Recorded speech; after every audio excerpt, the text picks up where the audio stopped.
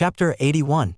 Always maintaining a calm and relaxed demeanor, he acted as if everything was but passing clouds. If you encounter a mountain that's hard to cross, then we just go around it, Li Hao would say. If he only knew how to slack off, it wouldn't count as a talent.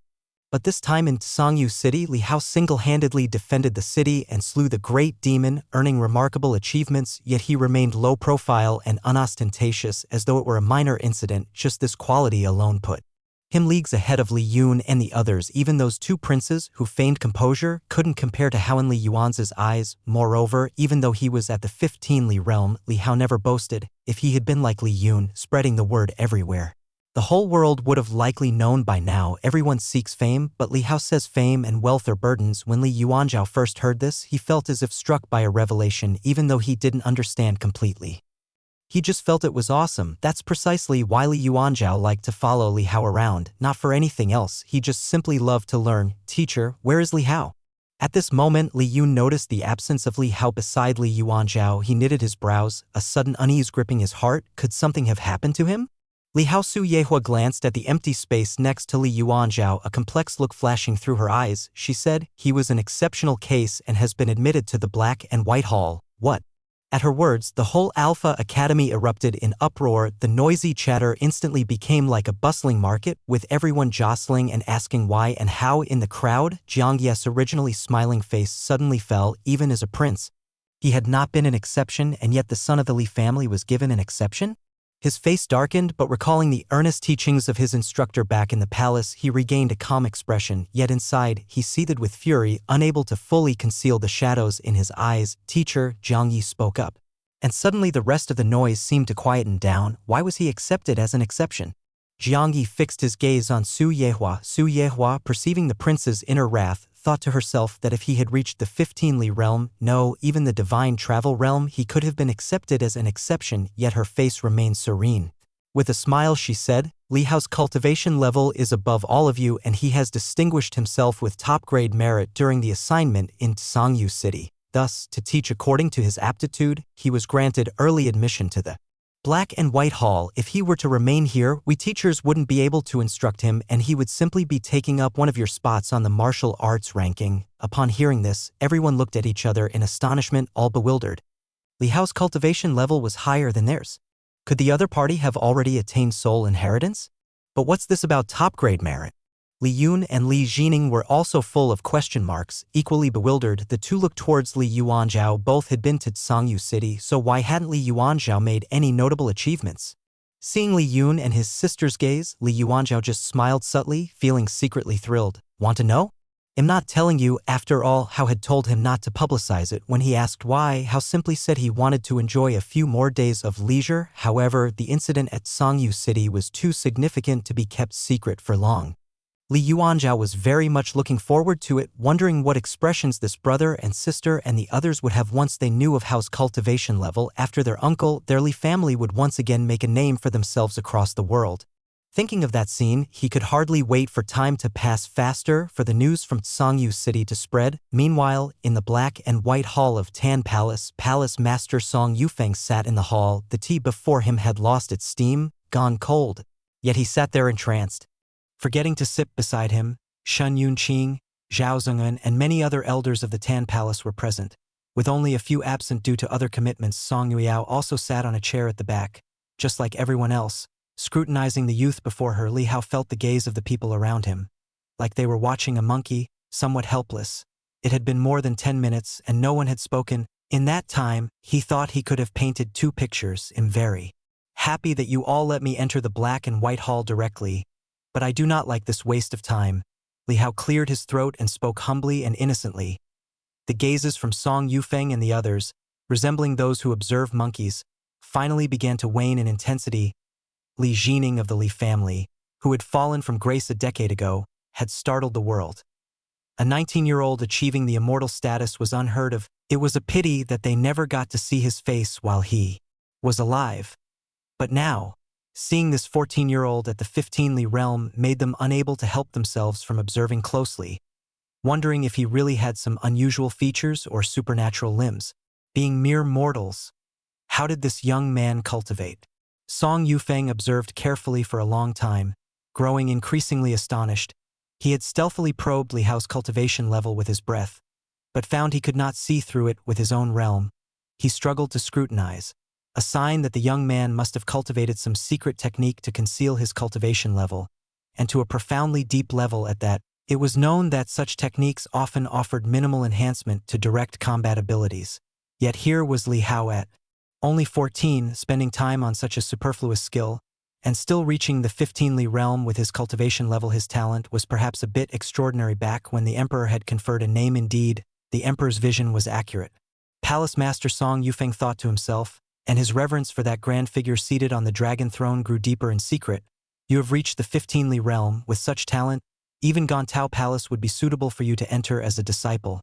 Song Yufeng asked Li Hao curiously, I would like to ask, why did you choose to come to our Tan Palace Academy? The others also looked curiously at Li Hao. Was it for that peerless technique or something else? Song Yueyao also gazed intently, waiting for Li Hao's response.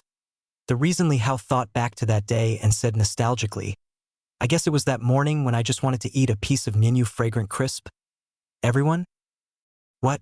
They had considered various answers, but this was not among them.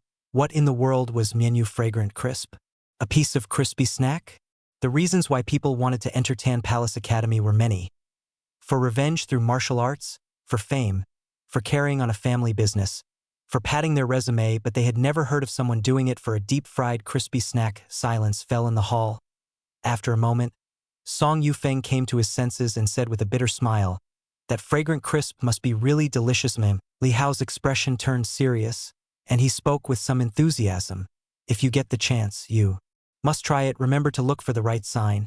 It's from old Liu's family in Qinglian Alley. Seeing Li Hao earnestly making the recommendation, everyone was dumbfounded. The fragrance crisps of Qinglian Alley. Song Yueyao murmured to herself, unintentionally noting it down. Could it not be for our Tan Palace's peerless Taiji Qiankuan sword skill? Huang Lizao couldn't help but ask. He felt that Li Hao's answer was too evasive. What was this nonsense about a fried snack? Chapter 82. Tan Palace Academy attracts geniuses from across the 19 provinces, not only because of the exceptional teaching level of these individuals but also because of this peerless technique. This is also the treasure of Tan Palace Academy, not easily passed on to others, but those who can become the top student of Tan Palace's White Hall certainly qualify to learn it. If I can incidentally learn this swordsmanship, that would indeed be nice, Li Hao said with a smile, acknowledging the fact he indeed came for this peerless technique, just not as the other party had thought as his main purpose. After all, if he were truly in urgent need, he could completely entrust Feng to sneakily steal a copy by making an imprint. Hearing Li Hao say this, Huang Liqiu's lips curled into a smile, his face revealing in his expected expression, thinking to himself that this kid was really good at playing his role, almost fooling him. Song Yufeng and the others exchanged glances, also revealing smiles of understanding. After Li Hao left Tan Palace, Song Yufeng looked at the others and said, since he has come for the Taiji Qiankuan sword, does anyone have any thoughts? The Li family did indeed keep their promise. Xin Yunqing stroked his beard and smiled. Back then, the third son of the Li family took an imprinted copy of the Taiji Qiankuan sword from us. He assured us it would never be passed on to a second person, and to think, he truly kept his word. Indeed, it's no wonder this young fellow came to our place. A senior elder nodded, clearly having a favorable impression of the actions of the Li family's third son, although back then, the third son from the Li family had enraged the entire Tan Palace Academy with his demeanor, but times had changed, and now the third son of the Li family had long since died in battle beyond the frontiers, and they had let bygones be bygones. Moreover, it was said that before his death, the Li family's third son had used the Taiji Qiankuan sword to thrust through 17 demon kings, deterring a host of demons. This allowed the peerless technique to shine its brightest light in the world, which more or less brought glory to their Tan Palace Academy. He has just enrolled, so we can't just give it to him that easily, can we? Someone said, looking toward Song Yufeng. Song Yufeng's heart stirred, but he remained silent. What to do then? The boy's at the 15th realm, and if we put him in the White Hall, it'd be like a hand pressing down on a group of elites, taking the top spot if he wanted to. We old folks can't possibly go down and fight him, can we? Zhao Zongyuan said irritably, have you forgotten our rule? One needs to attend Tan Palace Academy for 3 years to qualify. Otherwise, if the Divine General Mansion's true dragons come over, wouldn't they take it whenever they wanted?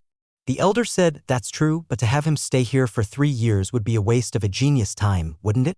Shen Yunqing frowned slightly, saying this, after all, he had played chess with Li Hao, shared drinks, and even tasted the young man's barbecue, which was truly extraordinary, so he felt a bit biased toward him. The Academy's rules are thus. We can't make an exception for the Li family now, can we? A long-faced senior elder said, his face stern. Huang Lizao said, we have already broken the rules this time. Don't forget, we at Tan Palace Academy teach geniuses, and geniuses are meant to break conventions. If we bind them with rigid rules, that's when the real problems will arise. But if we set this precedent, won't it degrade the value of the technique if geniuses from other divine general mansions come to claim it? Watching the endless debate among the people, Song Yufeng pondered and then said, how about we give him two options? He can either teach at Tan Palace for 1 year or take up a nominal teaching position in our Black and White Hall. This way, the sword manual wouldn't be considered lightly passed on. Hearing the palace master's words, everyone quieted down. Looking at each other knowingly, when it comes to cunning, you truly are the master. Palace master next to Thousand Ring Cliff by Tan Palace, at the edge of a deep pond. Li Hao was passing by this area on his way down the mountain and, struck by the charm of the deep and clear waters, felt an urge in his heart. He immediately returned to the student residences within Tan Palace to fetch paper and ink, then returned to the edge of the pond. He set up his easel and began to draw beside the pond. The experience system for the art of painting was quite user-friendly. With the amount of painting experience gained depending on the artistic conception or cultivation level of the subject of the painting, for instance, replicating a great demon would yield more experience. The same goes for portrait paintings of individuals with high realms. However, after reproducing the same image a certain number of times, the experience gained would gradually reduce. Therefore, he needed to constantly draw different subjects. But Li Hao guessed that if he wished to achieve spiritual awakening in the art of painting, he would probably need to put aside the idea of experience and bring a certain subject to a transcendent level only by repeatedly painting the same thing 100 times, 1,000 times, or 10,000 times. Might he be able to capture its spirit? However, his painting experience was currently at the 5th stage, not yet at the peak of the 6th stage, so he would focus on maximizing his experience first. Landscape painting with bold, free strokes. Soon the board under Li Hao's hand depicted a majestic and precipitous cliff. Then with a flourish of his brush, the outline of the deep pond also appeared and a painting that seemed to stand on the paper emerged. Li Hao produced 3 paintings in a row. His painting experience increasing with each. 183, 145, 92. At the bottom of the pond, a huge shadow lay coiled on the stones. Suddenly it opened its eyes, disturbed by the sensation of being spied upon. A feeling it found quite uncomfortable, disturbing its qingmeng. With a whoosh, its spiritual thought swept out, discovering a young man at the bank. Whose little ghost is this? It grunted softly, abruptly rising from the stones, swiftly swimming towards the mouth of the pond. And leaping out, splashed. The sound of water splashed, falling on the shore. Li Hao, who was painting for the 4th time, preparing to fully exploit the scenery of the deep pond and sheer cliff, saw the sudden surge and rupture of the pond water, revealing a Kylan entirely drenched in blue. He was astonished. A water Kylan? He looked at the creature in amazement, the two staring at each other, big eyes locking onto small ones. Who allowed you to be here? Scram immediately. The water Kylan shook off the droplets from its head and scolded with a beautiful voice, surprisingly like the tinkling of spring water from a woman. Li Hao had heard that the founding palace master of Tan Palace Academy had once subdued a Kylan great demon to guard and protect the Tan Palace. He hadn't expected it to be right before his eyes. It is said to be a great demon king of the 4 Stands realm. Li Hao's eyes immediately lit up, sparkling with shiny stars. Senior. Li Hao promptly clasped his hands together, his attitude extremely respectful. May I have the honor to paint a portrait of you? If he could paint this water Kylan, his painting experience would definitely soar. Li Hao had already gleaned all the wool from the likes of 2nd Elder and Feng, along with 5th Elder. They had provided him with a substantial amount of painting experience. The water Kylan was taken aback, tilting its head with a big question mark popping into its mind. Was this disciple from the academy so obsessed with martial arts that he had lost his mind? What nonsense are you spouting? The water Kylan's eyes revealed a trace of anger, and with a snort from its nostrils, the surrounding pond water seemed about to freeze over, emitting a heavy chill. Scram, or I'll eat you. Li Hao knew it was bluffing, as the water Kylan couldn't harm a Tan Palace disciple, of course, unless some disciple went too far and truly enraged it. However, seeing the might it displayed at the moment, Li Hao felt a bit apprehensive. After all, Neither second elder nor the others had ever shown such divine might before him. He steeled himself and said, "This junior is from the Lee family down the mountain. Senior, if you ate me, I'm afraid it wouldn't taste very good." "The Lee family?" The chill in the water Kylan's eyes wavered slightly. The taste could be more than not very good. It might even cause it to shed a layer of skin. Even if I don't eat you, a little corporal punishment will suffice, and your Lee family wouldn't dare do anything to me. The water Kylan coldly snorted despite its words. It had no real intention to harm Li Hao, as it would be somewhat in the wrong if those old youngsters from the Li family came to question it. It couldn't just say, "Your kid disturbed my peaceful sleep, so I beat him up," could it? After all, it was their senior by the standards of the human race. It ought to show some magnanimity thinking this. It felt somewhat annoyed and stirred the pond water, about to sweep up Li Hao and send him flying off unexpectedly. At that moment, Li Hao suddenly shouted, "Don't move, Senior. Please don't move." Li Hao said anxiously, "Just a moment, Senior. Please hold your current posture. I can finish very quickly." A trace of bewilderment appeared in the water Kylan's large pure blue eyes. By now, Li Hao had already picked up his brush and was fervently painting on the canvas. The scene before him was too exquisite. The water Kylan stood upon the emerald pond, surrounded by surging waters, with the thousand-rin cliff beside Ithis painting could be considered peerless. "You Senior, I'm begging you, please stay still." Mortified yet curiously, the water Kylan complied, having not encountered such a strange little fellow in 1,000 years. What was he up to? Seeing that the water Kylan was indeed keeping still, Li Hao's gaze sharpened as he stared intently at the paper, completely absorbed. He was somewhat lost in the process. His brush strokes swift. The ink flowed gracefully as his movements were smooth and fluid, with touches light and heavy, creating clear layers of depth. Half an incense stick's time later, as Li Hao was nearly done, the water Kylan had grown impatient, maneuvering the pond water to fall and saying, "Hey, what trick are you playing?" Luckily, by then, Li Hao had just finished painting the surging waves of the pond. He was deeply focused, with his brush dancing quickly across the canvas. Finally, as he completed the last blade of grass by the pond with his brush, the entire painting was done. Painting experience 1986. Surprised at such a large amount of experience, Li Hao was overjoyed. This single painting was worth hundreds of his usual ones. "Thank you, Senior." Coming back to his senses, Li Hao looked at the water Kylan's angry eyes and hurriedly bowed deeply in gratitude. His thanks were not just for the experience, but also for the cooperation of the subject, allowing him to complete such a painting immersed in the art of painting. His love for the painting itself had become as strong as the joy he felt from gaining experience. "Is it finished?" The water Kylan raised an eyebrow, somewhat understanding human behaviors. It ordered indifferently, "Let me see it." Li Hao nodded, turning the canvas around instantly. A breathtakingly beautiful painting was revealed before the water Kylan. The sharp cliff edges like swords, the lonely and profound emerald pond, and the majestic blue Kylan standing atop, with raging waves surrounding it. Like the sovereign of the waters, its eyes gradually brightened up. Was this Kylan in the painting itself? Did it actually look this beautiful? Swiftly, the water Kylan's form flickered, and it stepped out from the emerald pond as its front hooves touched the air. Its body rapidly shrank, and in the blink of an eye, it transformed into a woman draped in azure robes. Her hair was water blue, a teardrop-shaped mark at the corner of her eye, her countenance capable of toppling states, and her pale, bare feet gently stepped forward, floating down in front of the canvas. Chapter 83. The ink on the canvas had not yet dried, and the water Kylan also knew that touching it now would mar the painting. She looked carefully, and the more she looked, the more she liked it.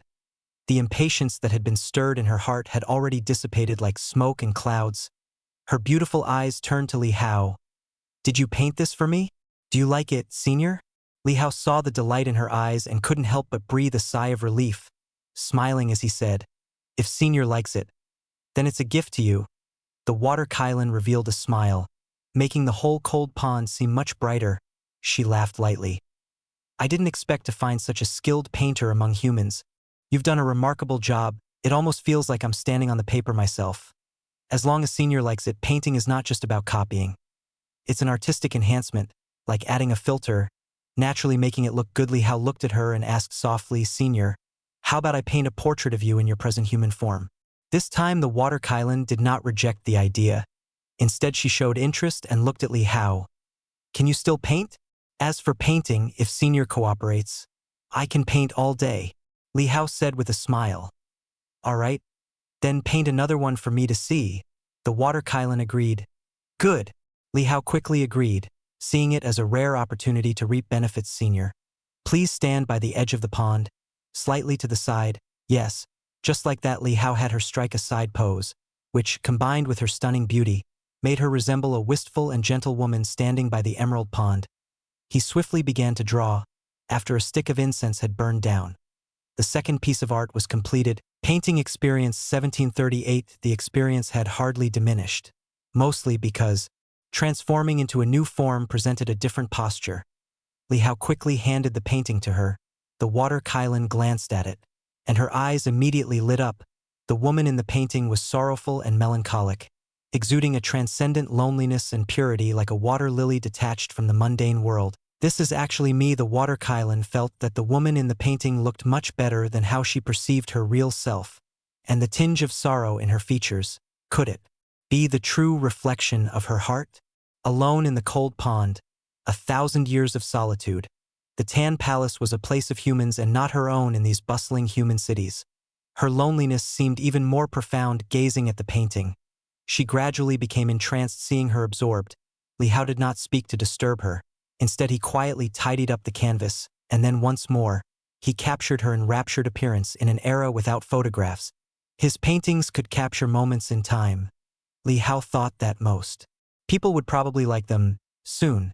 The third painting was finished. Painting experience 1541. The experience had diminished slightly, but it was still a substantial amount. Just 3 paintings had earned him over 5,000 experience points.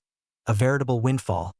When Li Hao finished the painting, the water Kylan also came back to her senses and asked, "Are you done?" So you noticed after all. Li Hao secretly chuckled in his heart. She had clearly sensed his presence, yet she had maintained an entranced posture, indicating she was willingly cooperating. It's finished. Li Hao nodded and turned the canvas towards her. Seeing the third painting, a deeper smile appeared in the water Kylan's eyes. The entranced expression was vivid and lifelike, with the light casting angling reflections in her clear eyes, seeming to harbor a myriad of thoughts. She had indeed briefly revisited certain memories from 1,000 years ago, and he had seen through it. Could this human boy really read her? The water Kylan looked at Li Hao. Her gaze had become much more amiable as she said, "Your painting skills are indeed impressive. Did you say you're a descendant of the Li family?"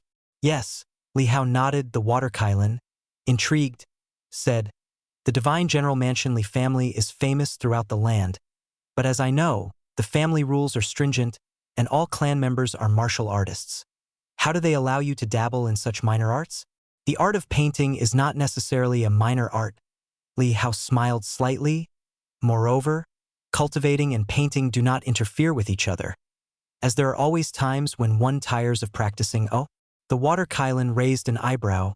Li Hao temporarily concealed his myriad attributes, releasing his 15 Li aura, and then reactivated the myriad attributes.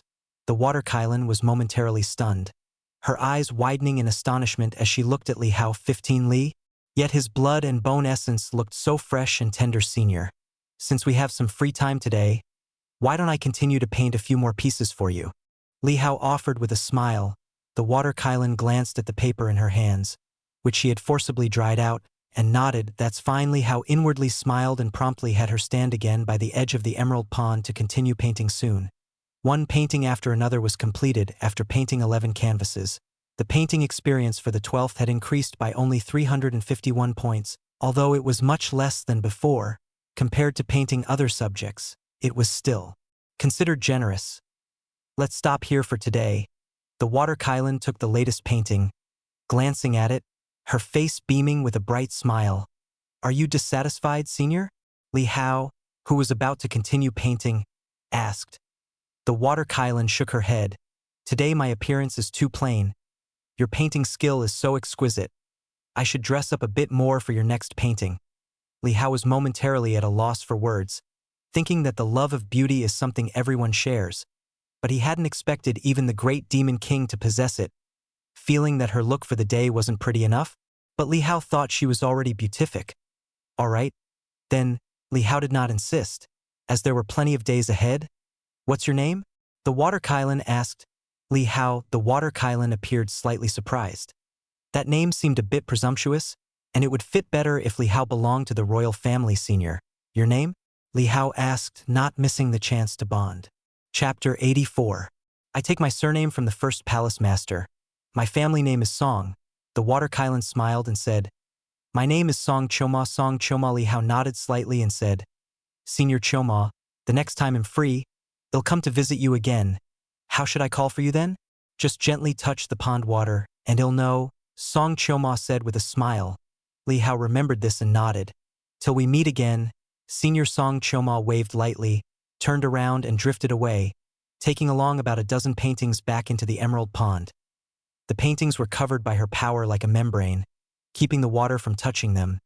This dive should score a perfect 10, Li Hao thought to himself as he watched her enter the cold pond without causing a single splash. He didn't immediately put away his drawing board, but instead continued to paint the cold pond and the cliff, even without the water Kylan Song Choma in the paintings. The sheer beauty of the scenery alone provided plenty of experience. Li Hao had tried creating magnificent and imposing scenes in his mind, and even bizarre and ferocious creatures, but the experience gained from painting them was minimal. He didn't know why. Maybe it lacked some fine detail or charm. He then painted 4 or 5 more solitary cliff and cold pool paintings. After gaining 500 to 600 experience points, Li Hao felt it was about time to leave, but then he heard someone reciting poetry. Steep cliffs with weary mountains, white clouds drift like tears of heaven. Where does this narrow path lead? Who could fathom my intentions? As he spoke, a figure walked slowly toward him, and just as Li Hao turned around, the newcomer also looked his way. The two exchanged glances, recognizing each other's identities. A prince? Li Hao was surprised. This man was one of the 2 princes from Alpha Academy, apparently named Jiang Hanqing. Jiang Hanqing also recognized Li Hao. If anyone had caused a stir today at Alpha Academy, it was undoubtedly this young master of the Li family. From the moment he had entered Alpha Academy, he had noticed Wang Han and Li Hao, along with other scions of the Divine General Mansion, although he hadn't approached them. Thinking that he had recited poetry on his way here, Jiang Hanqing felt his face flush, somewhat hot and bothered. Damn it. Why is there someone here? But this guy is a military general's son. He probably can't appreciate the finer points of poetry, right? After their brief eye contact, Jiang Hanqing managed to control the heat on his face and smiled to greet him. Young Master Li? Hello. Li Hao responded quite formally. He really wasn't interested in these members of the imperial family. The other prince named Jiang Yi had approached him and Li Yuanzhao at the beginning of school to express a desire to make friends, but the young man's ambition was too plain in his eyes, and Li Hao didn't want to get involved with any troublesome matters related to the royal family. He also advised Yuan Zhao to keep his distance from these people, as these waters weren't suitable for easy wading. What are you doing here? Jiang Hanqing curiously surveyed the drawing board in front of Li Hao. It wouldn't have surprised him if Li Hao was here to practice his skills, but what was he doing with pen and ink? Considering that Li Hao had been exceptionally allowed into the Black and White Hall and had already ascended to the sole succession realm, Jiang Hanqing's gaze grew a bit more serious. Sketching, Li Hao said casually, withdrawing his gaze and once again busying himself with preparing the ink to start painting. Jiang Hanqing was somewhat taken aback, his eyes registering a flicker of interest.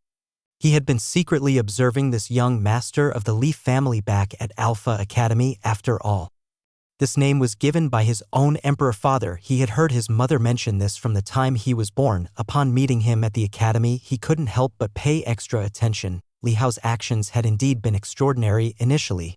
Jiang Hanqing regretted thinking that such favoritism from the Li family had spoiled him, but today, after hearing teacher Su Yehua's words, he understood that this was a deeply hidden genius. Sketching? Jiang Hanqing curiously walked over and saw Li Hao start to paint. The solitary mountain and cold pond emerged onto the paper, depicted in an incredibly lively and picturesque manner. He was mesmerized, coming from the royal family. He had been trained in martial arts from a young age, but he also cherished poetry and books, so he could certainly recognize that the painting skills were remarkably excellent. After Li Hao finished painting, Jiang Hanqing couldn't help but ask, Li, you can also paint? Without moving his eyes, Li Hao continued with his brush, can't you also write poetry? At the mention of poetry, Jiang Hangsing's face reddened slightly. As much as he liked it, being able was another matter. He indeed knew a little, but the poem he just recited wasn't created seriously. The choice of words and phrasing all stemmed spontaneously, merely expressing the frustrations in his heart without meticulous crafting. Li, do you also understand poetry? A little, oh? Jiang Hanqing, quite surprised and intrigued, said, why don't you compose a poem then, Li? Compose a poem? Li Hao glanced at him. His own poetry experience was already fully leveled up to 3 stages, yet he hadn't grasped the poetry heart, and composing poems wasn't his strong suit, exactly. Why not use this cold pool you painted as the subject for your poem and let's both write one? How about it? Jiang Hanqing was keen on a poetry duel and also intended to compare his skills with Li Hao's to recover some face for his casual recitation earlier, lest people think that was his actual level of poetry. Li Hao glanced and said, the cold pool, you say? You go first then, you should start, Li. My poetic flair is shallow, I need to ponder more, Jiang quickly replied. Li Hao didn't think he was being modest. Judging by the poor poem Jiang had previously recited, he hadn't even gotten the rhymes right. All right. Li Hao, ever capricious, didn't think much and began reciting. Li Bai sets off in his boat, suddenly hearing song from the riverside. 1,000 feet deep is the water of Peach Blossom Pond, not as deep as Wang Lun's gift to me. As he finished one poem, his hand didn't stop drawing. He continued sketching. In the past, reciting a poem by the immortal poet would have earned him hundreds of experience points, but now his experience was already maxed out, not gaining a bit. Out of respect for the original, he didn't change a word, not fitting the background? Ha, that's none of my concern. Jiang Hanqing listened, somewhat dazzled. This poem had a certain charm. Li, you didn't make this poem on the spot, did you? Jiang Hanqing said, noting that the situation depicted in the poem didn't match their current surroundings. Just tell me if there's a pond in there. Li Hao replied. Jiang Hanqing was speechless. Indeed, there was a pond, but where were any peach blossoms? There wasn't a ghost of a peach blossom here. After a pause, he asked, did you compose this yourself, or? The suspicion in his eyes was quite apparent. Anyway, you can't find another author in this world, Li Hao said coolly, seeing his confident response. Jiang Hanqing was a bit shocked and further inquired, then may I ask, who is the Li Bai mentioned in the poem? As a Li, naturally, he is one of my ancestors of the Li family, replied Li Hao. And who is Wang Luan? The top brother of my ancestor. What in the world is a top brother? Jiang Hanqing looked utterly baffled. It's your turn. Li Hao gave him a look, coming back to his senses. Jiang Hanqing was somewhat speechless. Fortunately, he had been a bit crafty. He had already composed a poem about a waterfall in the cold pond earlier, which he could conveniently use today. Although it might not fully fit the current scenery, it was undoubtedly much better than Li Hao's outrageous poem. Chapter 85. Soon, Jiang Hanqing had also finished reciting his poem. He then looked at Li Hao with a satisfied expression. Li, what do you think of my poem? Very moist, Li Hao chuckled lightly in his heart and responded casually. Jiang Hanqing smiled and said, although Li's poem does not quite match the beauty before us, it is still quite good. So you actually got smug. Li Hao glanced at him, thinking, your poem counts as quite good? You really have some cheek. Shall we have another one? As a literary copyist, Li Hao could not allow original creation to be humiliated and immediately decided to enlighten him. Oh? Jiang Hanqing's expression changed slightly, feeling a bit guilty. Another one? What should the topic be this time? You choose, perhaps, the waterfall? Waterfall? Li Hao laughed. Are you running headfirst into your weak spot?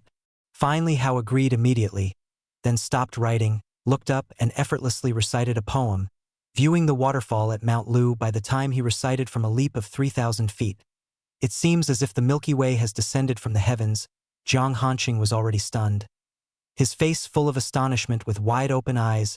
Jiang Hanqing had not been particularly impressed by the previous poem, but this one was spot on, as if he could see the cascading and rushing image of a waterfall right before his eyes. The Milky Way falling from heaven. Such a choice of words is too elegant and imposing. Seeing the other party struck with awe, Li Hao gave a faint smile, thinking there were plenty of classic poems describing waterfalls by the ancients. He intended to use dus, but it seemed more fitting to let the poetry sage claim this face. Jiang Hanqing had thought of trying again, but suddenly he couldn't continue. It felt as though this poem had perfectly captured the essence of the waterfall, even though the poem was not composed on the spot by Li Hao but taken out of his stash like his own. It was enough to reveal Li Hao's talent. Ideas of composing on the spot are mere talk. They are martial artists, after all, not one of those great scholars in the Hanlon Academy who spend their days searching for beauties among the books. Li, I am utterly convinced by your poem, Jiang Hanqing admitted with a bow, glad to hear that. Seeing this, Li Hao picked up the brush to paint again. Li, born in the divine general mansion. Yet you possess such profound mastery in both poetry and painting. Do the elders in your mansion not mind? Jiang Hanqing could not help but ask curiously. Of course. They do. Then how come they just didn't manage to control it? Jiang Hanqing was speechless for a moment, then couldn't help but laugh, feeling that he really had met an amusing person. This was the first conversation between Jiang Hanqing and Li Hao, which he still vividly remembered years later. Li Hao didn't pay any more attention to Jiang Hanqing and continued painting. Seeing that Li Hao was focused, Jiang Hanqing didn't make any more noise to disturb him but quietly left. The next day, before Li Hao went to the cold pool to paint the watercolor, he was summoned to the Tan Palace by Shen Yunqing. Upon hearing the two conditions Song Yufeng set for him, Li Hao was momentarily stunned but didn't struggle much with the decision. Choosing to become an honorary professor, staying for a year was too long. However, he also had one condition of his own, which was to have everyone, including Song Yufeng, and all the elders of the Tan Palace cooperate with him on one thing, and that was to let him paint. Put in modern terms, it meant being a model. Upon hearing Li Hao's peculiar request, Song Yufeng was a bit taken aback, but it was a trivial matter, and he agreed without refusal, considering it a quirk of this talented member of the Li family. As an honorary professor, he would need to teach 3 classes a year, and if he didn't teach in any year, it would accumulate to the next. The term for the honorary professor was 10 years, that means 30 classes in total, which was relatively easy. Anticipating Li Hao's choice, Song Yufeng also told Li Hao that the disciples he would be teaching were not from Alpha Academy, but from the Black and White Hall. As for this, Li Hao didn't care much. He just needed to teach, and it didn't matter if anyone listened or who came to listen. Seeing Li Hao agree readily, Song Yufeng's lips curved into a smile as both the young and the old got what they wanted, making the cooperation very pleasant. Leaving the Tan Palace, Li Hao was about to rush to the cold pool, but suddenly Li Yuanzhao found him. Hao Wushuang has returned, he said. Upon seeing Li Hao, Li Yuanzhao spoke. The eldest lady says there will be a family banquet tonight to welcome Wushuang home and cleanse her of her travel dust. She asked us all to get back early. Ah? Li Hao was taken aback for a moment. After pondering, the image of a pretty young girl surfaced in his mind. Years ago, Fifth Lady had tearfully watched her leave with an old man who had the appearance of a child. Had that girl now returned as a learned young lady? Thinking this, Li Hao couldn't help but think of the little tale in Sword Cottage far south, 9,000 miles away. Shaking his head, Li Hao told Li Yuanzhao, it's still early, I'll make another round and just be on time later. He wasn't particularly attached to that young girl, especially since Li Yun and his siblings had deliberately kept their distance over the years, which meant he saw Fifth Lady far less frequently. Should we prepare a gift in advance? Li Yuanzhao asked. Regarding Miss Wushuang, he had only a faint impression of her, but over the years he had heard much about her achievements within the mansion, recognizing her as the standout of their generation. Of course, she couldn't be compared to the current Li Hao. Indeed, after all, she was a long-lost cousin. No matter what, some small gifts should be prepared. Li Hao thought for a moment and said, I'm not sure what she likes, but she must like to eat. Go to Hongxiang Building and buy a portion of crispy roasted goose, and from Emerald Lake Courtyard, get a portion of bamboo fragrant dark dragon liver. Make sure it's hot and send it over during the dinner. Li Hao mentioned 7 or 8 famous Qizhou city delicacies, all of which he had personally tasted and found to be delicious. Li Yuanzhao appeared stunned and asked, is that all? But these aren't expensive. Altogether, they barely cost a few silvers. Our family isn't short of money. It's the thought that counts. These delicacies, which she certainly hasn't had while traveling, should suffice. She likely has everything else she needs. Li Hao explained. Li Yuanzhao thought it made sense. Miss Wushuang was, after all, a disciple of the Qianji sect, personally taught by a famous master. What could she possibly lack? Cultivation techniques? She could choose her own at Listening Rain Tower. Weapons? She could find them herself in the armory. As for common items like gold, silver, and jewels, it's likely she wouldn't even spare them a glance. All right, then I'll buy what Hao has listed, Li Yuanzhao agreed. After he left, Li Hao picked up a canvas from his room and returned to the cold pool. He set up the canvas and reached a hand into the pool water to stir it. Sure enough, a shadow suddenly surged up, splashing water everywhere. Li Hao swiftly returned to the canvas and quickly said, Predecessor Chioma, please keep it like this. Song Chioma, revealing her water Kylan form, looked formidable. She intended to transform but stopped when she heard Li Hao. She also kept the surrounding splashes suspended in the air, frozen in place. Li Hao began painting rapidly and soon completed a depiction of the water Kylan emerging from the water. Done. Following Li Hao's words, Song Chioma let the suspended splashes retreat back into the pool and stepped forward, her figure as light as sand. Changing into a human form, her white and bare feet moving towards Li Hao's canvas. Not bad. Upon seeing her depiction on the canvas, Song Chiyoma's eyes glinted with a hint of joy. Was her pose just now really that beautiful? She tilted her head to look at Li Hao and asked with a smile, "What do you think of my attire today?" Li Hao turned and saw her in a water blue dress, the same one from yesterday but now with noticeable bracelets and silver chains on her arms and legs which sparkled brightly. "Do women all like shiny things?" Li Hao chuckled and said, "It looks very beautiful." Song Chioma gave him a look and said, "Then paint." "All right." Li Hao immediately began to paint seriously. Sure enough, today's Song Chioma, with the addition of ornaments, manifested a more dazzling and transcendent beauty in her ethereal allure. And from completing the painting, he gained an additional 100 points in his painting experience. Clearly, these ornaments were no ordinary items. Not bad. Song Chioma nodded lightly, though her eyes could hardly hide her joy and satisfaction. Li Hao chuckled, prompted her to switch positions and started another painting. Time flowed slowly. By the cold pool, Li Hao had already created a dozen paintings of Song Chioma. Among them, he had her transform back to her original form for 7 or 8 paintings. In total, they gathered over 4,000 points of experience, adding up to nearly 20,000 with yesterday's session. Li Hao had noticed the day before that painting Song Chioma yielded more experience than painting others like Feng and the Fifth Lady. Even though he did not believe their cultivation levels were inferior, it was likely because they usually concealed their aura. So when he painted them, he couldn't capture their essence. Seeing Song Chioma in front of him without much restraint, her aura overwhelming, made his paintings possess an impressive power. It seems, he thought, I'll have to ask them to show their true strength when I paint them next time, though Feng can be difficult to persuade. Preparing his favorite dish of chicken stewed with mushrooms might do the trick. "Let's stop for today," Li Hao suggested as he noted the time, which was getting late, to Song Chioma. With many sheets of paper in hand, an utterly joyful Song Chioma said, "If you ever face any difficulties, feel free to seek me out anytime. As long as I am within Tan Palace, I can mostly help you." "Is Predecessor Chioma confined here?" Li Hao asked in surprise. Song Chioma slightly shook her head, not elaborating further, and said, "Then, until next time." Saying this, she dived perfectly back into the cold pool. Seeing this, Li Hao too packed up his canvas and headed back to the mansion. As Li Hao passed Alpha Academy on the way down the mountain, he noted that Li Yun and his sister were no longer around while the other disciples of the academy were still training. Upon spotting Li Hao, one of them exclaimed in surprise, "Soon." Others also noticed him, and all eyes turned towards him. Seeing this, Li Hao smiled and waved a greeting, quickly making his getaway to avoid being surrounded with inquiries. At the foot of the mountain, Li Hao rode back to the mansion. Upon reaching the grand entrance, he felt today's atmosphere within the mansion was unusually lively, with smiles gracing the guards' faces. As Li Hao approached, the guards bowed and paid their respects. Back in Mountain and River Courtyard, Zhao informed him that Fu had sent word from Sangyu City about his recovery, planning to leave tomorrow and return home. Additionally, Zhao presented a gift box, saying to Li Hao, "Young master, Miss Wushuang from Piaoxua Courtyard has returned to the mansion today, and the lady of the house has prepared a family dinner. You are invited over, and I have taken the liberty of preparing this gift for you to bring along later." Chapter 86. What is this? Upon seeing the thoughtful gift prepared by Zhao, Li Hao opened the gift box and glanced inside to find a delicately small dragon horn comb, along with a small bottle.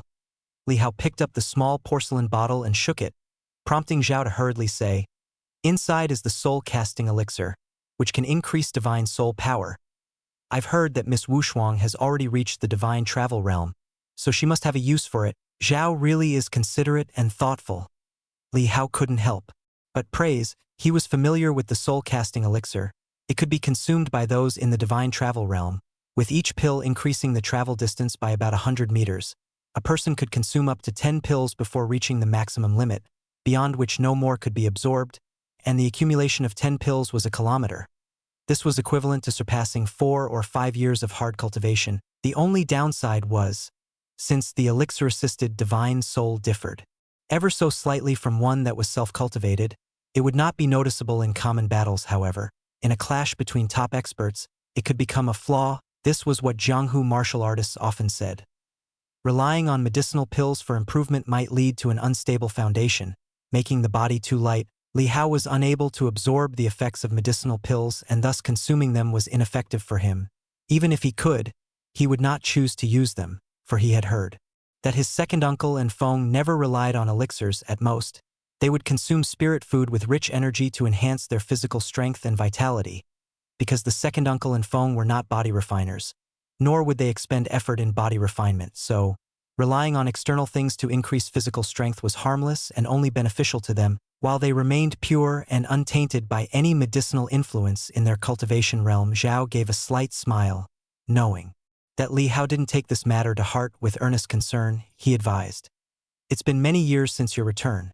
If you're still accustomed to Miss Wu Shuang's temperament, you should spend time with your cousin. It's best to close the distance in your relationship since she is a disciple of the Chenji sect, and it would be good to have her support in the future." Of course, Li Hao agreed with a smile. Zhao sighed quietly, following behind Li Hao like an old servant. Before long, Li Yuan Zhao hurried to the mountain and river courtyard, entering as if he were in his own domain and calling out Li Hao's name from afar. "It's young master Yuan Zhao," observed Zhao, his face breaking into a kind smile. Over the years, Li Hao had been lax in his demeanor and had not displayed any martial arts talent, so the other courtyards had not interacted much with the mountain and river courtyard. Zhao had also noticed the distancing of Li Yun and his sister from Li Hao, of the direct descendants around Li Hao's age. There were only a few, and now only young master Yuan Zhao remained, coming to the mountain and river courtyard to keep company with young master Hao. It wasn't fair to blame others for being opportunistic. As the steward of the mountain and river courtyard, Zhao was well informed, and he had his own trusted contacts in the other courtyards. He knew that the reason might not lie with Li Hao alone. It was rather that the other courtyards had heard certain rumors from the northern Yen battlefield which led them to act this way. After more than a decade of prolonged war, many rumors had spread. One must know that although the Li family was a divine general mansion, wealthy and powerful, they also had political rivals in the court and others who envied them. Moreover, with the yearly battles in northern Yen, the soldiers of the Li family who perished could not voice their grievances until the war ended. Yet the war's expenses required allocations from the court, logistical support, all of which provided fodder for criticism. Don't think that with soldiers fighting abroad, no one would dare to speak in court. On the contrary, it still depended on the climate and public sentiment. "How? I've purchased the dishes you asked for. They've already been delivered to Ant's courtyard," said Li Yuan Zhao, approaching with a smile. Hearing this, Zhao looked at Li Hao with surprise, not expecting him to be so well prepared, and a look of relief crept into his eyes. "Thanks for the trouble." Li Hao patted Yuan Zhao on the shoulder and said, "Then let's head over as well." "All right." Zhao followed the two young masters, accompanied by Li Hao's personal maidservant Xing Ji. All on their way to the banquet, the carriage rolled out of the mountain and river courtyard, and Li Yuanzhao said he wanted to stop by Linglong Court first, which was his foster mother's residence. Naturally, Li Hao didn't refuse and instructed the family's trusted aide driving the carriage to turn towards Linglong Court. Once at Linglong Court, Li Yuanzhao jumped out of the carriage and asked Li Hao and Zhao to wait a moment before rushing into the courtyard. It wasn't long before Li Hao saw Li Yuanzhao escorting a woman with a graceful figure and dignified manner slowly stepping out from inside. The woman was Ms. Xiao.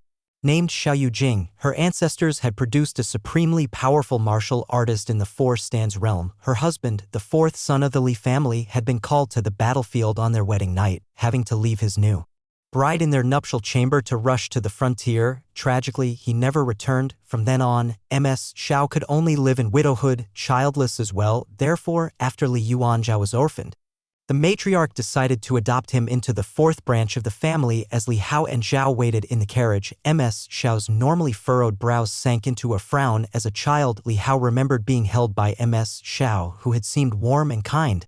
But over the years, she had become increasingly reclusive in her temperament, and whenever she saw him, she seemed to hold some anger towards him, which Li Hao didn't understand. "Didn't I tell you today that your cousin Shuang heir is coming back? You were supposed to prepare a gift, but instead, you're fooling around with him again." Ms. Xiao reprimanded Yuan Zhao without regard to the fact that Li Hao was right there. Li Yuanzhao scratched his head awkwardly and said, "Mother, Hao and I went to prepare the gifts together. We've already delivered them to the elder mistress quarters at Mountain and River Courtyard. What gifts did you prepare?" Xiao Yujing frowned. Crispy roasted goose from Hongxiang building. Li Yuanzhao promptly spilled every detail. Before he could finish, Xiao Yujing already couldn't bear to listen further, angrily rebuked, "Are you truly that foolish? She's been wandering outside for a long time and even made it onto the Chengkuan list. What delicacies hasn't she tasted? Is she lacking your gift? How many silver does it even cost? Wouldn't it seem too meager when presented?" Li Yuanzhao glanced at Li Hao and gained some confidence, saying, "Mother, what doesn't our Li family have? Weapons, cultivation techniques, cousin can just pick whatever she likes. Is there a need for us to prepare anything? Cousin hasn't returned to Qizhou much over the years. She surely hasn't had a chance to taste the authentic delicacies here. She may not have eaten them, but do you think she cares to?" Xiao Yujing rolled her eyes slightly, showing the charm of a beauty, and said exasperatedly, "Whether she needs it or not is one thing, but your gifts definitely cannot be trifling. It's not just about them. At least you should be able to present it with confidence, right? If people find out all you're presenting is such food and drink, won't they laugh their heads off?"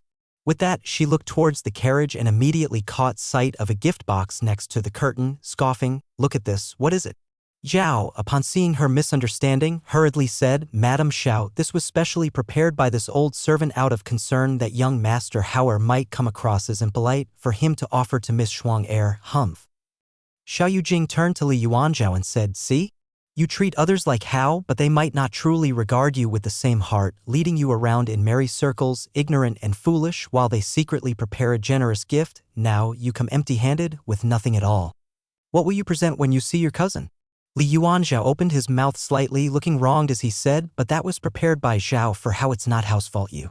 Xiao Yujing nearly raised her hand in anger to strike him. Had Li Hao fed this fool some sort of bewitchment, refusing to listen to reason? She restrained herself, snorting in anger, yet still considering Li Hao and Zhao standing nearby. She contained her fury. "Forget it, your mother has already prepared a gift for you. Zhu Xiang, bring it to Yuan Zhao," Xiao Yujing instructed. A maidservant gracefully approached and respectfully handed Li Yuanzhao a gift box. Curious, Li Yuanzhao wanted to open it to have a look, but with a glare from Xiao Yujing, he reluctantly withdrew his hands, hanging his head low, obediently following behind his mother. "We have our own carriage, there's no need to squeeze together," Xiao Yujing said indifferently to Li Hao and Zhao. "Mother, be quiet." Li Hao felt a bit helpless. His fourth mother seemed to always harbor an inexplicable hostility towards him, which left him quite puzzled. "Yuan Zhao, well, go ahead then, just stay with your mother," Li Hao said to the little chubby boy, not wanting to leave him in a tough spot. He winked at him. Li Yuanzhao promptly nodded. "Hao, well, be right there, then." Turning his body to stealthily smile at Li Hao behind his mother's back, he flashed a pair of white teeth. Li Hao smiled back and left first with Zhao. "Mother, why do you always stop me from being with Hao?" "Actually, Hao, be quiet." Xiao Yujing glared at him irritably. "I told you to associate more with Pao Shua Courtyard. What's the need to stick around him all the time? He could only practice body refinement before, and even though his meridians are open now, he started his cultivation late. All that is still tolerable. Your mother isn't a mercenary person after all. The main thing is, I don't want you to bring trouble upon yourself, understand?" "Ah?" Li Yuanzhao was puzzled. How did this relate to bringing trouble upon himself? "Talking to you is pointless. Just listen to your mother and get closer to little Miss Xining." Xiao Yujing spoke softly. Li Yuanzhao was perplexed, as he had asked about this a few times before, but his mother hadn't explained. This time he didn't ask, simply pretending to obediently nod in agreement. "When Madame Xiao married, the fourth master sacrificed himself on the battlefield. Over these years, she has had some grievances against the Li family," Xiao explained to Li Hao in a low voice. Inside the carriage, speaking carefully, this was a sensitive matter for the master's family, something their servants shouldn't comment on, but he worried that Li Hao might harbor resentment towards Xiao Yujing, being too young to understand the need for discretion and potentially drawing trouble. Li Hao nodded slightly. He had also thought of this reason. After all, he could understand the resentment of a widow. He didn't harbor any anger towards fourth mother, for she often showed her true colors openly, never scheming behind his back. On the contrary, the second mother from Shuhua Courtyard, who always greeted him with a smile and warm inquiries, was the one who truly irked him. And with Li Yuanzhao around, considering his face, Li Hao would not hold any hostility towards Ms. Xiao. At least, she truly seemed to treat Li Yuanzhao well. Soon, the carriage arrived outside Eternal Spring Court. Several carriages were parked outside the alley. Clearly the ladies from other courtyards had arrived earlier. Before entering the court, the lively noise from the outer courtyard with phrases like "My Shuang Air is truly amazing" could be heard, probably the ladies heaping praise on that favored daughter of heaven. Holding the gift box given by Zhao, Li Hao strolled into the courtyard. Chapter 87. The house servant at the courtyard gate saw Li Hao and quickly paid his respects. Knowing that this young master was deeply favored by the grande dame, at this moment the bright moon had just emerged, casting a mottled starlight in the courtyard. The lanterns were just being lit, warm light filtered through the window screens of the main hall, carrying the sound of cheerful laughter from within, suggesting a happy gathering. Zhao and Qingxi followed Li Hao to the entrance of the main hall, stopping before the steps, standing with hands folded, quietly waiting for the banquet to end. They would only enter if called upon. The regulations of the Li family were strict, and these servants dared not overstep their bounds. Inside the main hall, as soon as Li Hao entered, he caught sight of a strikingly unfamiliar girl's figure.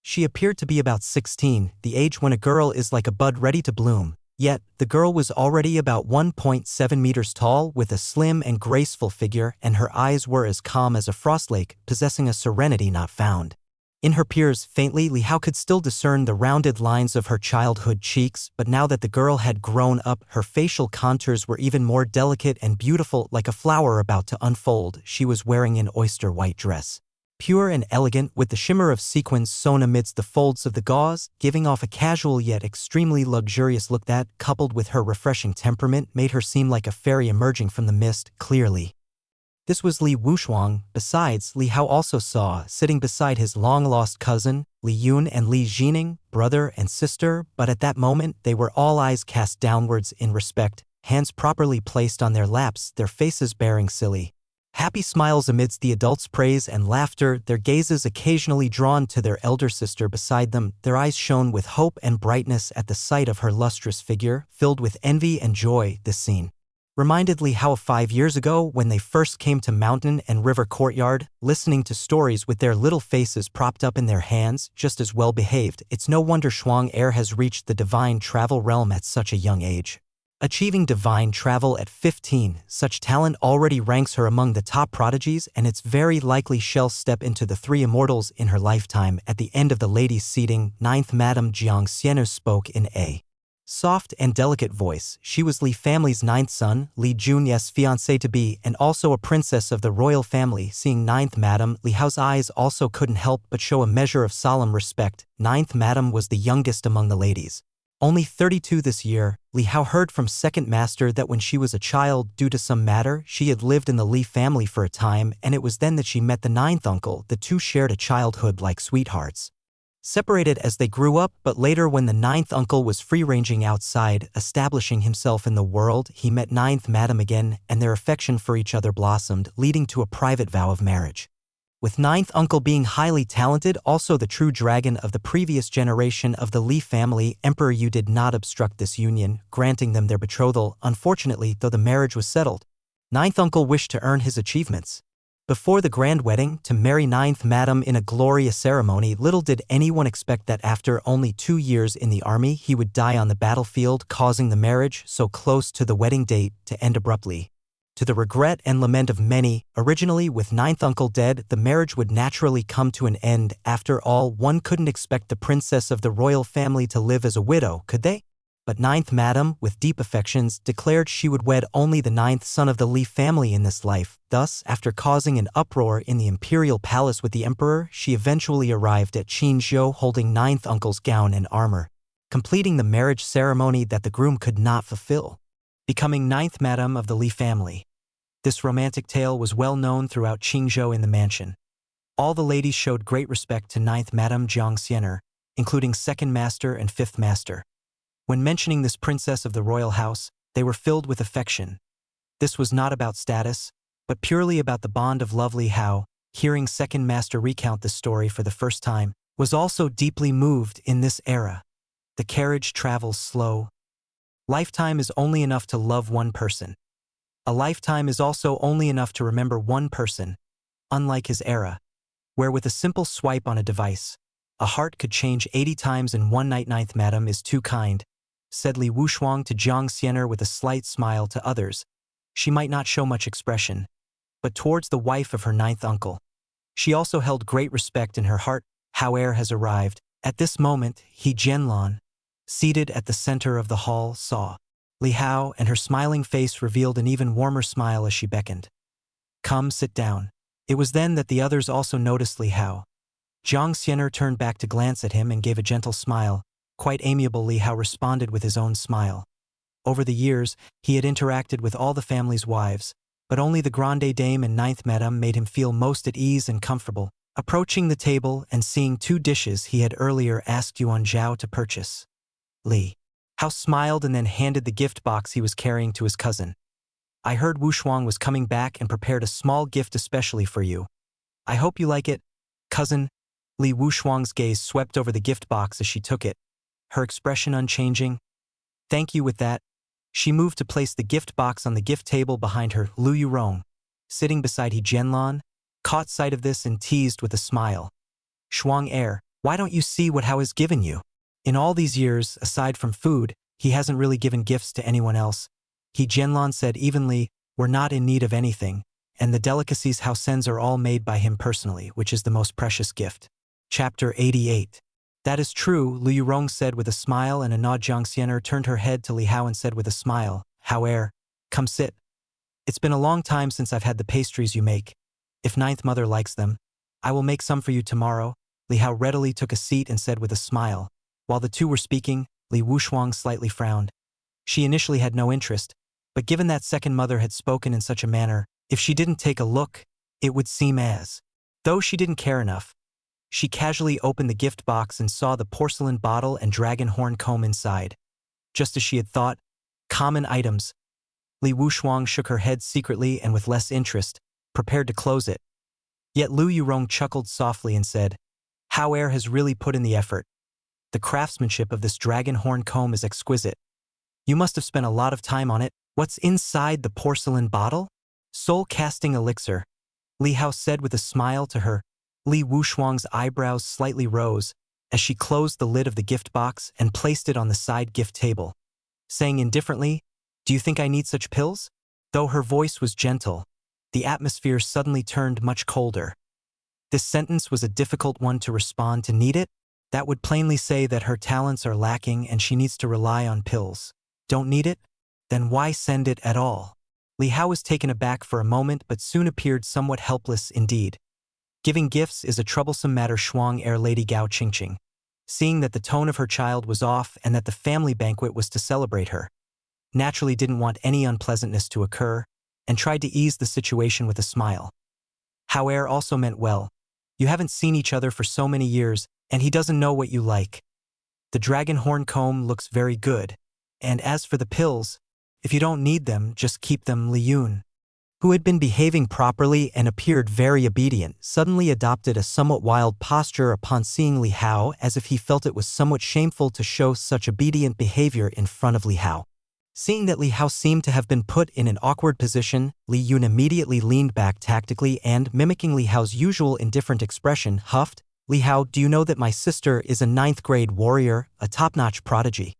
She absolutely doesn't need pills to help her, and taking them would actually harm her. Are you looking down on my sister? Having said this, he looked at Li Hao with satisfaction. Now with his elder sister's backing, he wasn't afraid of Li Hao, the dumb son of the landowner. Li Hao looked at him with some speechlessness, thinking, this banquet is for your sister. If I lose my temper now, it's your sister who will look bad, not me. Foolish boy, indeed. Upon hearing Li Yun's words, Gao Qingqing's expression changed slightly and she quickly tugged at Li Yun's back. They were all family, and with the elder sister-in-law present, it would be unacceptable to embarrass someone openly. Li Yun winced from the tug and looked up to see his mother's eyes exuding a hint of anger. Mother and son had a tacit understanding, and he instantly knew he had probably done something wrong. But what did I do wrong? Isn't what I said the truth? While Li Yun was lost in thought, Li Hao just smiled slightly. Naturally, he wouldn't get angry and stand up because of this. Of course, neither would he nervously explain anything. If cousin's sister doesn't need such pills, perhaps cousin brother might need them. You can keep them for him. As for the comb, could it be that cousin sister also doesn't like it? Then I'll give it to Sister Jining, Li Hao said, his tone seeming to convey a smile but not quite a smile. What about the comb, cousin sister? You don't like that either. Then give it to Sister Jining instead. Li Wushuang's face darkened slightly. How could she not hear the implications in Li Hao's words, implying her brother was not good enough? What do you mean? She stated directly, disliking beating around the bush, and as for saving face, she really didn't care. Cousin, didn't you hear me clearly? Li Hao feigned surprise, thinking to himself, how come both siblings seemed a bit slow-witted?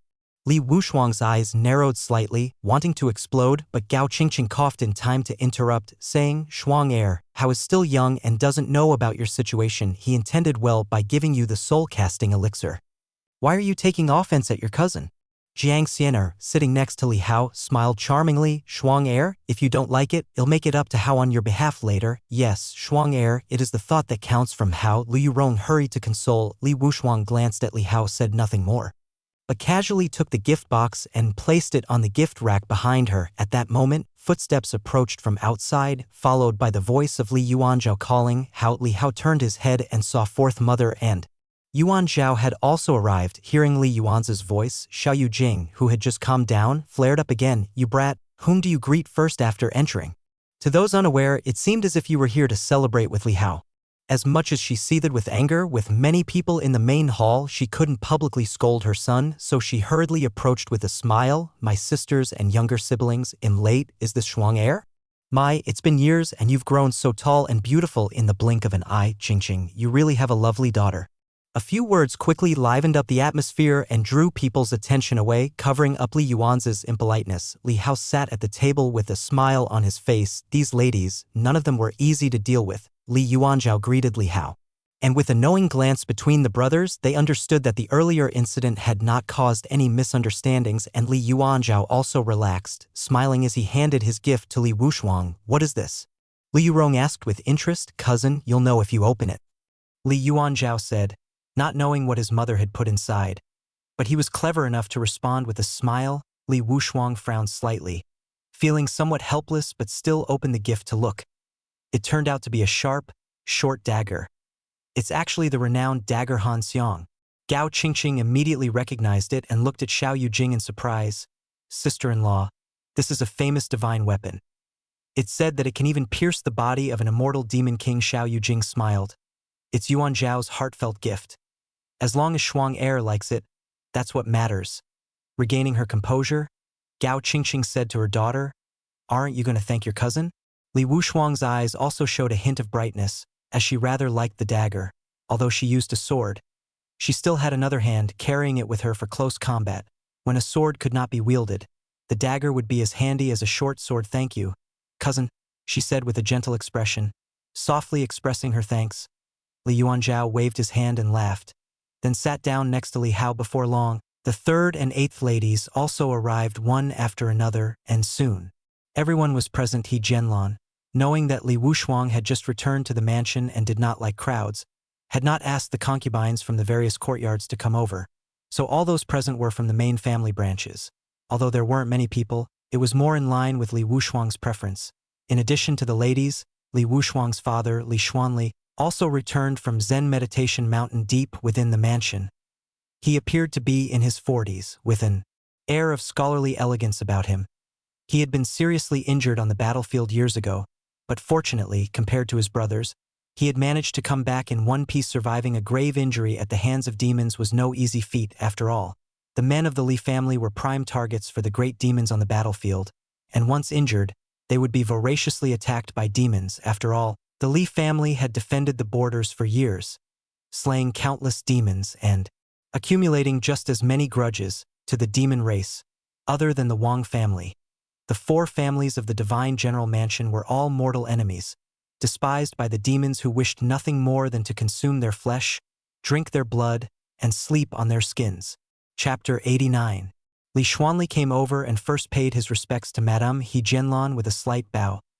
He then individually greeted the other sisters-in-law, nodded at his younger siblings, and finally sat down with a smile, saying, Shuang heir, how is your cultivation progressing at Chenji sect?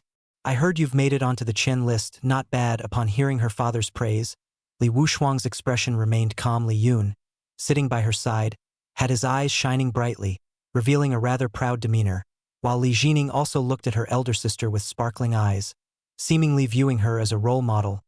I'm only at the bottom of the list. After all, if I could be like ninth uncle, who reached the top of the Chen list as soon as he entered it, that would be truly impressive. She had no intention of boasting. She was merely stating the facts. Upon hearing his daughter mention old nine, a subtle change flickered across Li Xianli's eyes, and the smile on his face receded slightly. That dazzling, meteor-like figure from the past, Just as Emperor you had said 14 years ago, that fallen radiance was indeed the pain of the Li family. Although they had 9 brothers and did not count the sisters, each of them was closely knit with one another, united as one however. As they each took wives and visited each other less, they gradually drifted apart in the past. They used to train and dine together in the large courtyard, laugh and frolic together. And together they would avoid their father's punishments. Time flies like an arrow. The summer night's frog choruses that linger in the memories of the courtyard have long been inaudible. Seeing the atmosphere at the scene grow slightly quiet, Li Wuxuang realized she shouldn't have brought up that painful scar of the Li family. Her face changed slightly and she kept silent. Li Xuanli, lost in melancholic thoughts, regained his composure and, realizing his daughter had fallen silent, affected by his emotions, immediately smiled lightly and said with a carefree tone, "You want to compare yourself with your 9th uncle? You're still too green for that. Your 9th uncle was already challenging the Celestial Master Realm at 17, defeating all challengers in reverse order. Outside Qingzhou City at Phoenix Immortal Platform, he issued a challenge to the world's finest. And in the end, no one dared to respond." Recounting those youthful days, Li Xianli's face once again bore a hint of a smile, filled with nostalgia for those spirited times. Back then they still had the sky above them, as well as their father and their eldest brother, which allowed them to roam freely across Jianghu. Traveling far and wide, drinking and riding freely, they explored all 19 provinces, but as the sky above them collapsed and their father's soul went to Mo River, unable to be freed to this day, unable to return to the Li family ancestral hall or to reincarnate, they also lost that leisurely disposition and instead began to cultivate fervently. At the same time, they started bearing the heavy responsibility of the Li family, guarding the frontier pass, charging through battlefields and exorcising demons. Hearing Li Xianli's words, a trace of reminiscence appeared in the eyes of the madams of each household. That period was also when most of them had newly married into the Li residence, when they were most naive and free-spirited. And it was the most beautiful time they had spent with their husbands. Yearning emerged in Li Wuxuang's eyes. With just a few words from her father, she painted a silhouette in her heart, grand and invincible in the world, the silhouette of her 9th uncle.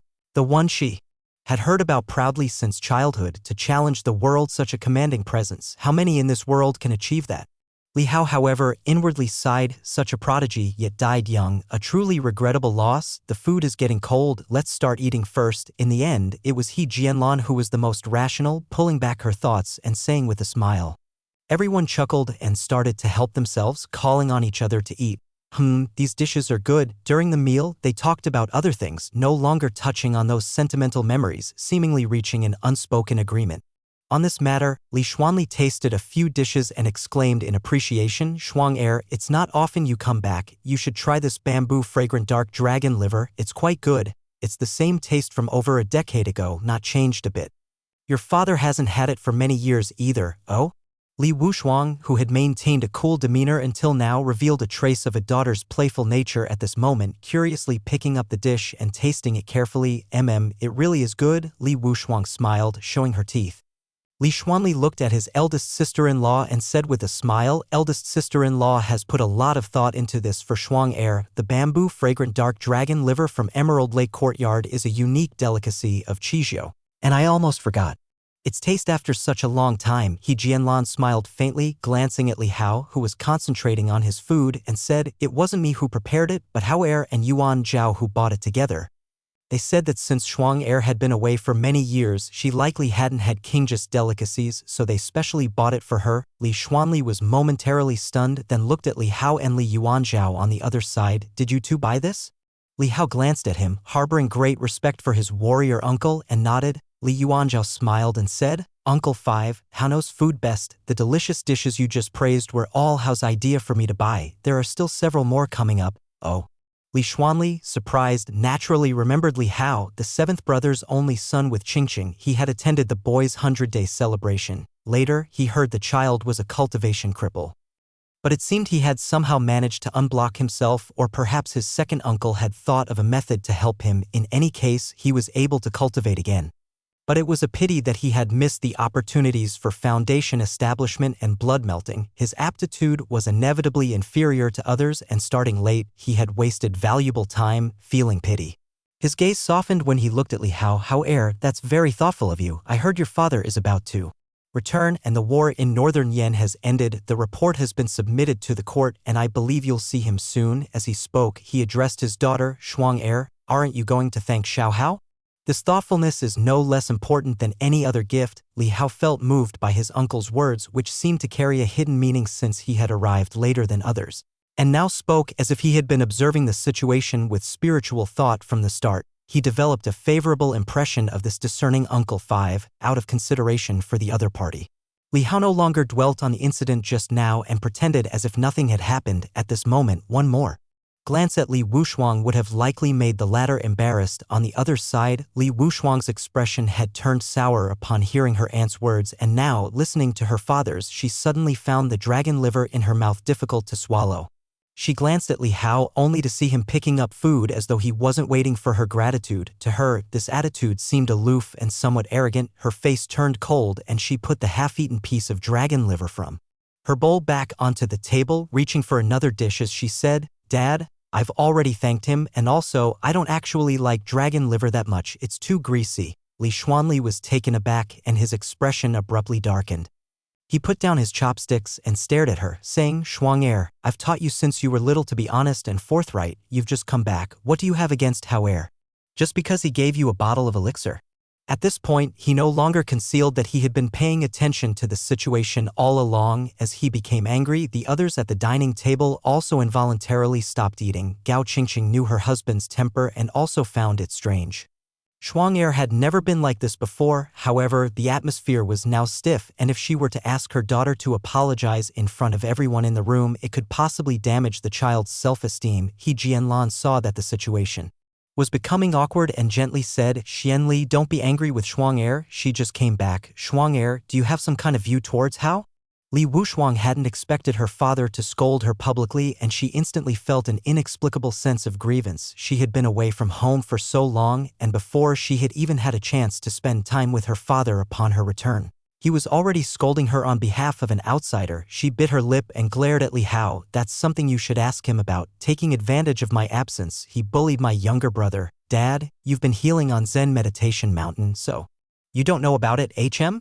Li Xuanli was slightly stunned. Li Hao bullying his own child? Li Yun's expression also changed slightly and he grew anxious. When his elder sister had returned, they had a lot to catch up on. When Li Wushuang casually asked with a smile if anyone had bullied them in recent years, he took the opportunity to mention the time Li Hao had beaten him up as a child. It was embarrassing to mention such things to his mother, but telling his big sister, he felt like he had found a strong backer. He had thought of getting back at Li Hao on his own, but every time he saw Li Hao, he irrationally chickened out, and Li Wushuang, upon hearing this, naturally remembered Li Hao's name, thinking she should seize the opportunity to put him in his place. So that was the reason Li Hao was somewhat at a loss for words. He looked at the blushing and anxious Li Yun and didn't expect the lad to hold such a grudge. It seemed he hadn't hit him hard enough back then. The fact that the kid still remembered it meant he hadn't hit him hard enough. When did this happen? Gao Qingqing's face showed concern as she quickly asked. Li Yun, who had never been scrutinized by so many elders before, blushed slightly and lowered his head a little. "Several years ago." "Exactly when?" 5 or 6 years ago. Upon hearing this, everyone immediately realized it was a misunderstanding. 5 or 6 years ago. Back then, Li Hao and Li Yun were just 8 or 9 years old. At most, this could be considered child's play, not bullying. Furthermore, Li Hao was still considered infirm at the time, with unopened meridians, and had yet to start practicing martial arts, while Li Yun had been training at the martial arts field for a few years already. Right? How could he have been bullied then? As everyone came to this realization, their looks became suspicious. Glancing between Li Hao and Li Yun, Gao Qingqing relieved, knowing it wasn't the sort of bullying she had thought. It was probably just a scuffle over some verbal dispute, likely nothing more serious than the sparring that took place in the martial arts field. "You child. This happened so long ago. Why are you still holding on to it, and even going so far as to complain to your sister?" Gao Qingqing rebuked him. Irked, her son was fine in all other respects but lacked magnanimity, failing to inherit his father's broad-mindedness and generosity. The other ladies present began to laugh lightly, and Lu Yurong said with a smile, "Yuner, 5 or 6 years ago, your brother Hao hadn't even started training yet, so who was bullying whom?" The question seemed teasing, but Li Hao immediately sensed a probing undertone. Of course, he might have been overthinking it. Li Yun's face became even more flushed, both ashamed and embarrassed back then. He truly had never beaten Li Hao, who was indeed stronger than him by a great deal. I was careless at the time. He ambushed me, and he was stronger, Li Yun said with a red face. Hearing Li Yun's words, everyone couldn't help but smile, remembering that Li Hao used to practice body refinement, and naturally would have been stronger. Seeing Li Yun's embarrassed face, they knew the dilemma he faced. Despite training in martial arts, he had been bullied by Li Hao, who had not yet started cultivating, a humiliating story to share. As a result, he had complained in secret to his sister, whom he hadn't seen in years, only to accidentally expose this embarrassing incident. It's because you were always fixated on Hao's fiancé, Li Yuanzhao said. Annoyed upon hearing Li Yun's words, no sooner had he finished speaking did he feel his mother's gaze upon him, her eyes silently saying 3 words, "Shut your mouth." Li Xuanli came to understand it was a misunderstanding and sternly glared at Li Yun, saying, "Useless thing, making such a fuss over something so trivial and tattling to your sister. A man as tall as you should settle it with Hao in the martial arts field if you're disgruntled, not whine to your parents. What kind of skill is that?" His rebuke was so harsh it left Li Yun even more mortified. Gao Qingqing was displeased with how her husband scolded their son, gave him a reproachful look, and changed the subject, asking Li Hao, "Speaking of which, Hao, when is your fiancée coming back? She is apprenticed to the Sword Saint, and when she's back, let her spar with Shuang Heir." Chapter 90. Li Hao saw Fifth Lady steering the conversation towards him and smiled, not minding much. Shuer should be back in over half a year. The other ladies also did not let Li Yun continue to be embarrassed and smoothly transition the conversation to a new topic. Shuer is also a 9th grade combat body. Isn't she? She's so smart. That year and a back and forth of words, the earlier dispute was smoothly swept under the rug. Li Hao was at ease, chatting and laughing with the ladies, reminiscing about the past. Meanwhile, Li Yun's cheeks were flushed with embarrassment from time to time. He sneakily glanced at his father and saw that the latter had put away his angry expression, revealing a contented smile amidst his conversation with Li Hao. Although Li Yun felt relieved, he also inexplicably experienced a sense of loss just then. He felt the constrained palm under the table being touched. Looking down, he saw it was his younger sister beside him. Li Jining gave Li Yun a smile, then promptly served him some food. This gesture warmed his heart. Gao Qingqing glanced at the composed and collected Li Hao, then at her own son, and couldn't help but sigh inwardly. In all aspects other than cultivation, her son really did fall short, compared to Li Hao, whose precocity and sensibleness were well known within the household. The only regret was that he had fallen behind in his cultivation in his earlier years. Shuang Heir has made it onto the Qian list. Now that she's back home, does she have any plans for the future? Mid-conversation, Lu Yurong asked casually. Li Wushuang glanced at the youth across from her who was 2 years her junior. Yet still conversing with ease, she reached out with her chopsticks, subconsciously heading for the dragon liver dish, but due to her years of control over her sword-wielding wrist, she gracefully altered her trajectory and picked up a dish next to it instead. Putting the food in her mouth, she said while eating, "I don't really have any plans. I just want to spar with Cousin Qianfeng." Her words caught the attention of many ladies, but it seemed as if they had not heard anything noteworthy, and they carried on eating, drinking, and chatting. Lu Yurong's expression did not change as she continued smiling. "Qianfeng has just descended from Mount Wuliang and will return to the household in the coming days. We can arrange a match for you two then." Back in the day, Xian Li and Tian Gang used to chase each other around the courtyard all the time. Li Xuanli forced a smile. "Second sister-in-law, those are embarrassing tales of our youth.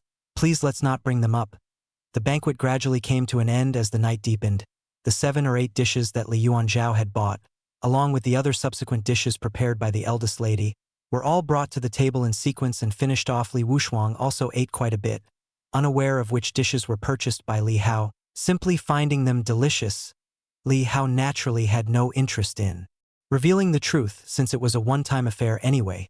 From the moment the dragon liver was brought onto the table, he would not offer her any more gifts of food or drink. At best, he would give a token gift out of politeness when she got married in the future.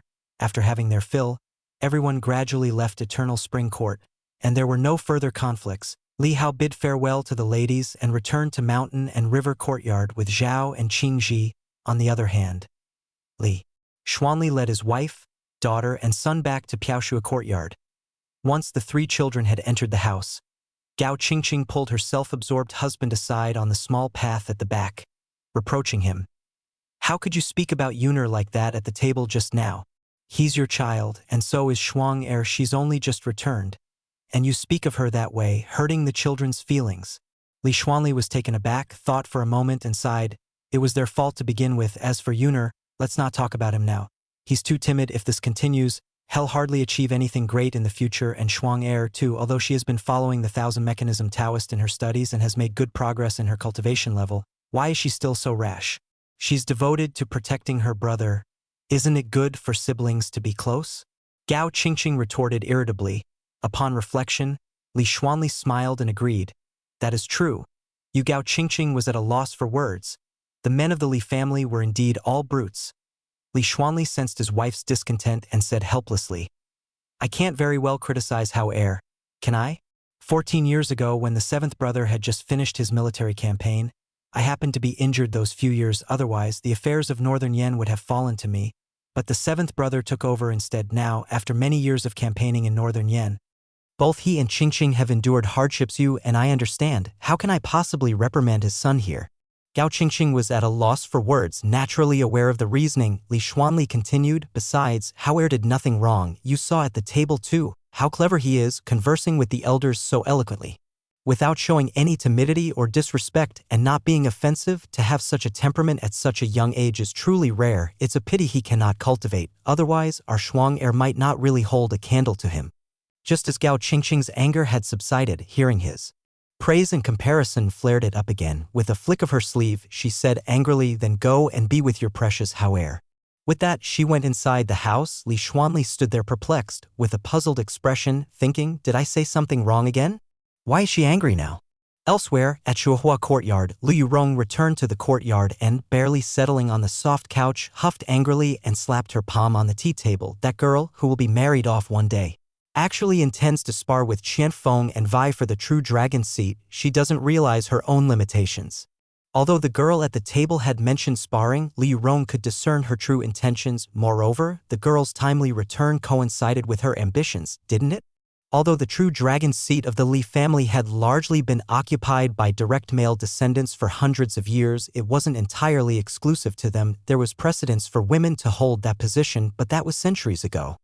The lady who did so never married, managed the family's major affairs all her life, and eventually became a renowned female commander in Dayu. Could it be that this young miss harbored the intention of emulating her ancestor? A mere divine travel realm? She's overestimating herself. Lu Yurong thought of something and a smile crept across her lips. Meanwhile, an old housekeeper who had been following closely kept her head bowed, not daring to make a sound. Although her eyes revealed a sense of melancholy and sorrow. Once upon a time, when the ladies of each courtyard were new, everyone got along harmoniously, loving and supportive without any gaps among the 9 courtyards. But now, that atmosphere had subtly changed. When did this situation start?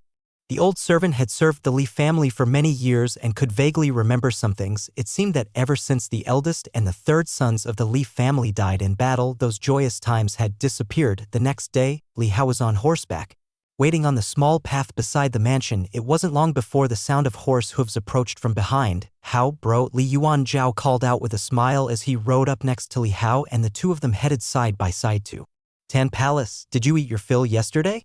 Almost stuffed myself, haha. How bro, my mother has a sharp tongue, don't take it to heart. Li Yuan Zhao thought for a moment before speaking. Li Hao waved his hand. Let's not talk about that between brothers. I won't blame your mother. Li Yuan Zhao was delighted and relieved. I knew how, bro, you're magnanimous. Li Hao just smiled, thinking back to the events of last night's banquet. Li Yuan Zhao exclaimed. Auntie and the others were all praising cousin Wu Shuang, but little do they know how, bro, your cultivation level has long surpassed hers. Hey, why didn't you say anything last night? Li Hao casually tugged at the reins, letting the horse proceed cheerfully and lightly. What's the point of saying that? Trying to steal the limelight from a kid? It's too childish. Li Yuan Zhao was stunned for a moment, then burst into laughter. Indeed, this was his Hao, bro, it was just like him. If cousin found out you called her a kid, she'd probably be furious. You're a kid too. How, bro, you this haha. Li Hao laughed.